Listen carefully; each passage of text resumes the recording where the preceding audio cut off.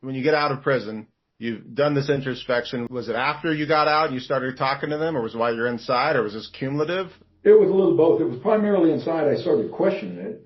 I was like, whoa, because I'm hearing stories, because one of them's daughter, because needless to say, a lot of them couldn't come visit me because they would never pass the visiting screening for approval, which you had to do to come visit somebody in prison. But they sent their daughters and one of their son-in-laws up to see me, and I kept hearing these freaking stories. And finally I told them, I says, you know what pisses me off, man?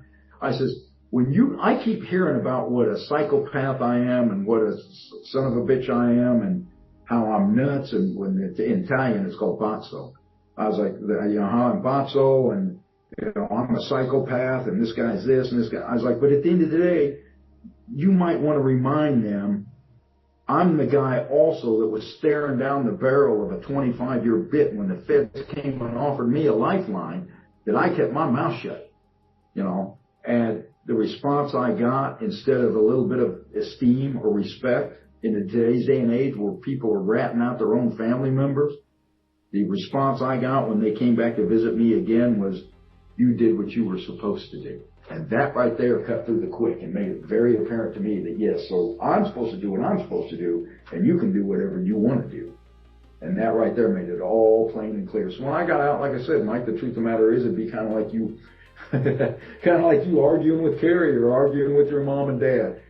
Okay, so we don't see eye to eye on this. We're never going to, but you guys are still family. I'm at least going to show you the respect and kindness of still coming around on the holidays and yada, yada. So I did that. When I got out, like I said, I went down and talked to these guys, because growing up, they were really the only friends and family I had.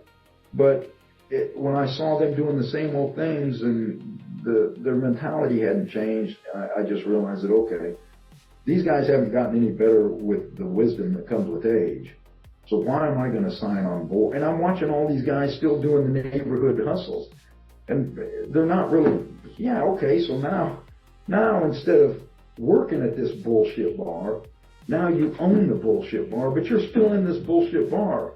Whereas everybody else around me, thanks to the age of the internet technology, whatever the reason being, guys are moving on and leaps and bounds, and guys are making changes around here. And all you guys are doing is still sitting in these bars that now you moved up a notch and pissing and moaning about the same old things you were pissing and moaning. So that's when I pulled out. It's like, okay, nothing's changed, nothing's going to change, and I'm not going to take another caller for these guys, go trick off about 20 years of my life, and then have these son of a bitches steal everything I got, and that way when I come out when I'm 85, I can have nothing, and, So it all kind of came to the light. The introspection came when I was doing the 15 years.